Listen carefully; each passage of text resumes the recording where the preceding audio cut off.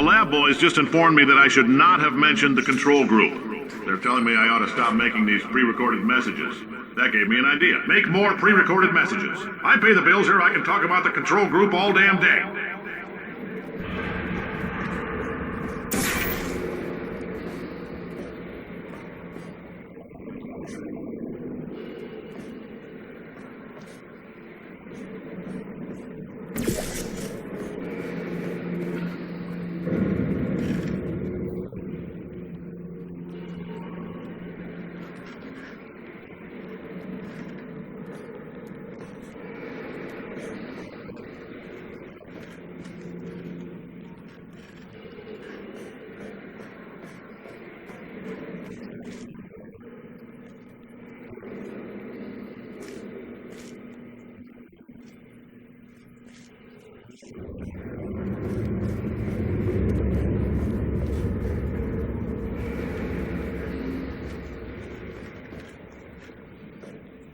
For this next test, we put nanoparticles in the gel. In layman's terms, that's a billion little gizmos that are going to travel into your bloodstream and pump experimental genes and RNA molecules and so forth into your tumors. Now, maybe you don't have any tumors. Well, don't worry. If you sat on a folding chair in the lobby and weren't wearing lead underpants, we took care of that too.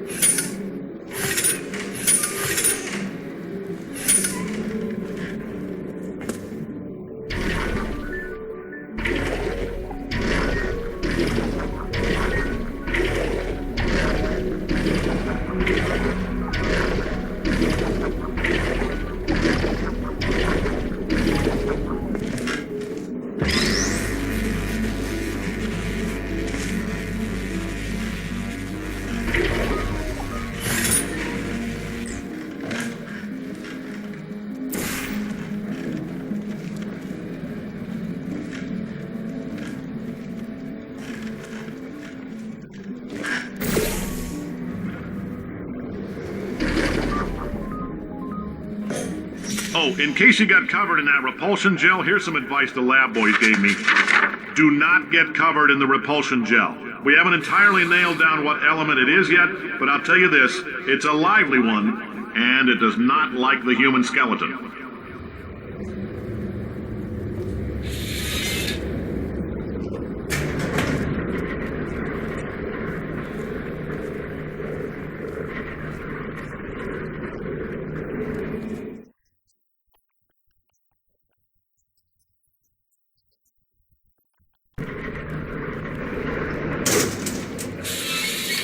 All these science spheres are made of asbestos, by the way. Keeps out the rats. Let us know if you feel a shortness of breath, a persistent dry cough, or your heart stopping, because that's not part of the test. That's asbestos. Good news is the lab boys say the symptoms of asbestos poisoning show a median latency of 44.6 years. So if you're 30 or older, you're laughing. Worst case scenario, you miss out on a few rounds of canasta. Plus, you forwarded the cause of science by 3 centuries. I punch those numbers into my calculator, it makes a happy face.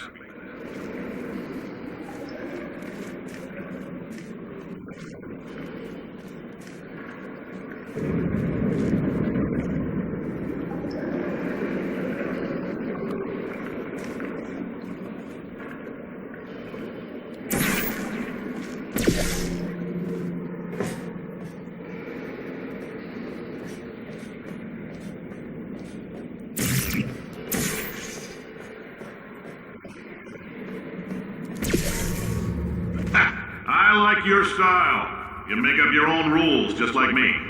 Bean Counter said I couldn't fire a man just for being in a wheelchair. Did it anyway. Ramps are expensive.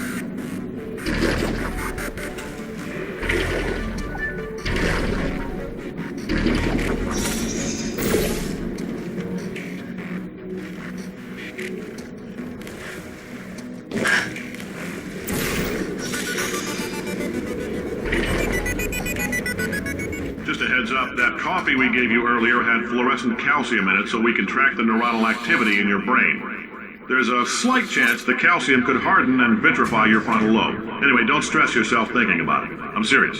Visualizing the scenario while under stress actually triggers the reaction.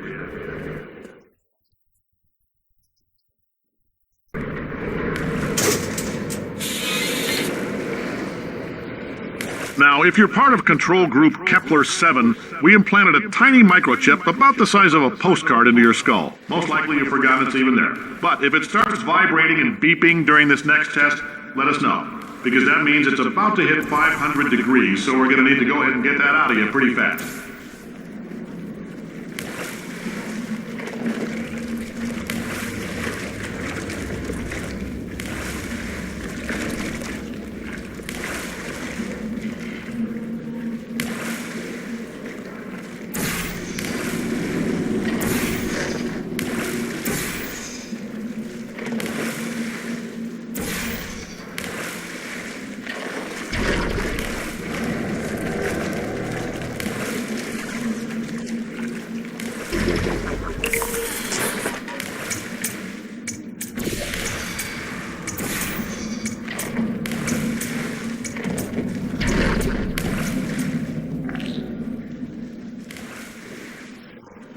Telling them, keep your pants on. All right, this next test may involve trace amounts of time travel. So, word of advice, if you meet yourself on the testing track, don't make eye contact. Lab boys tell me that'll wipe out time. Entirely. Forward and backward. So, do both of yourselves a favor and just let that handsome devil go about his business.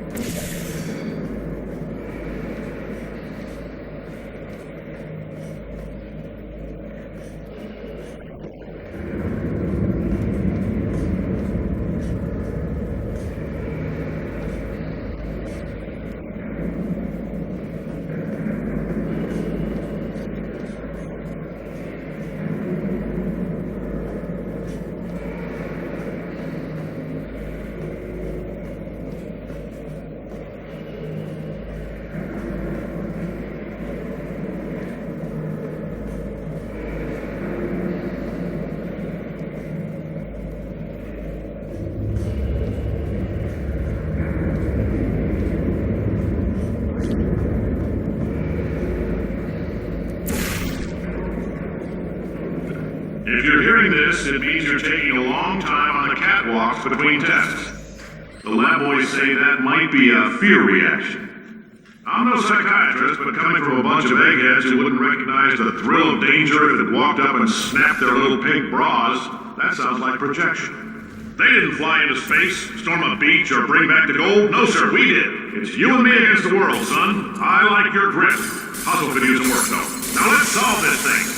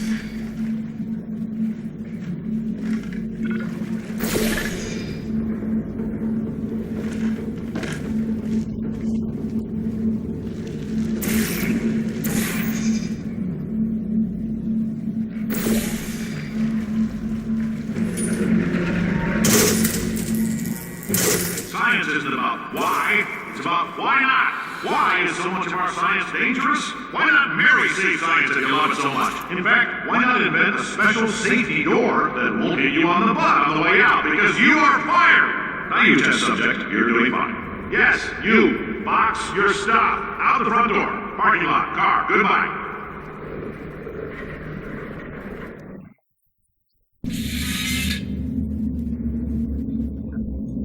Congratulations! The simple fact that you're standing here listening to me means you've made a glorious contribution to science. As founder and CEO of Aperture Science, I thank you for your participation and hope we can count on you for another round of tests. We're not going to release this stuff into the wild until it's good and damn ready, so as long as you keep yourself in top physical form, there will always be a limo waiting for you. Say goodbye, Carolyn. Goodbye, Carolyn. She is a gem.